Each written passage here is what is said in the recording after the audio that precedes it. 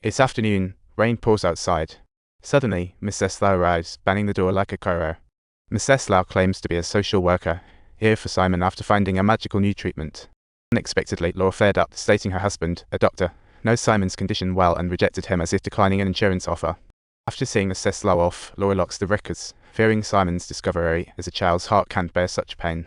That night, Laura is woken up by a noise outside and peeks out, only to see someone sneaking in and out of a little hut.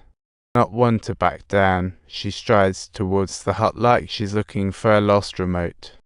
The hut is pitch black and cluttered. Geez, this old lady is really hard to handle.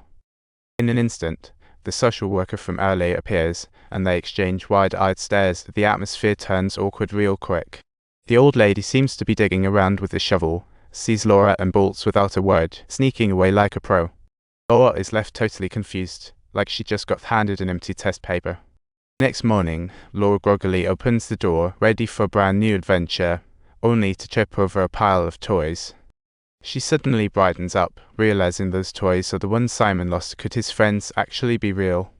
Back inside, she notices Simon's doodles, featuring 6 little figures. Is this his imaginary playground crew?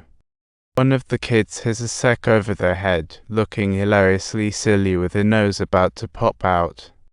Laura finds Simon and asks what he's holding. Simon replies, "These are all treasures from my game." Simon explains that they steal each other's treasures, hide them, and leave clues for a wish to come true once found. His treasure is a magical coin, and then he dashes off to his bedroom in a hurry. He opens the box, only to find it empty except for his lost baby teeth, the ultimate letdown. Simon suspects other kids might have stolen his treasures, and those teeth turn into clues. It's a fresh detective story now. Laura opens the box that used to hold the teeth, and sure enough, it's filled with sand. A new clue pops up. This clue points to the backyard where they dig up a ring for real. Next, the clue leads to a mysterious box, and after endless treasure hunting, they find the key hidden in a Russian nesting doll. Excited, Simon rushes to the kitchen to open the drawer holding the medical records, thinking, "This is Dad's stuff, let's kick off this secret mission." No more delays, Simon shouts, "Let's start right now, even if it's just a little game." But Laura is worried. "These are Dad's belongings. You shouldn't be hiding them." Simon shoots back, him not lying. "You are the fake. Which mom are you anyway? Where's Thomas?" It turns out Simon knew about his identity and illness all along, launching into a heated argument with his mom. Confused, Simon wonders why mom would lie, and storms out like he just escaped a boarding class. At this moment, Laura realizes she thought Simon's friends were imaginary, but now she's questioning whether Thomas might be real. But now is the time for deep thoughts. Calming down, the little one is the priority. The couple then finds Simon, patiently apologizing and assuring him that as long as he takes his meds on time, he can stay. Laura and her husband use exaggerated methods to help Simon accept reality, like a grand stage show chasing dreams. After some effort, the house transforms into a cozy haven, and the furniture feels like it just got a makeover, welcoming a fresh atmosphere. To celebrate the smooth opening, Laura invites a ton of people for a party, but Simon seems a bit off. He stares out the window, muttering, "Lies, nobody loves me." Laura gets ready to take him downstairs to greet guests, but Simon insists, "Don't go, I want to see Thomas Hart." "You're just dreaming again, didn't you take your meds today?" She declines his request.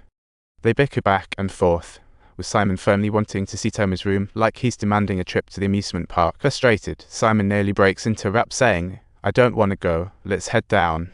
In anger, she slaps him, but regrets it and finally concedes. "Fine, if you don't want to join, then don't." At the party, tons of kids and homeless orphans gather, all wearing cartoon masks. To protect the children's spirits, adults and kids wear masks, almost like a strange drama unfolding.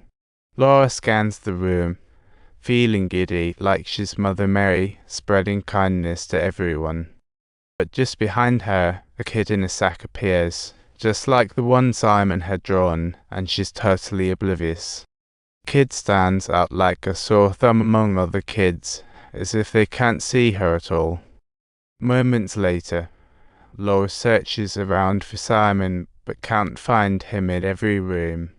Finally, she notices the Sat Kid standing nearby and drops her guard, believing it might just be one of Simon's mischievous pranks. The kid locks her in the restroom and struts away. How delightfully wicked. Soon enough, her husband discovers Laura's plight and opens the door. Laura tells him about Simon going missing, and the two frantically search like they're in a last-minute clearance sale. Ending with the subscription prompt. Thanks for watching. Don't forget to hit subscribe for more fun content.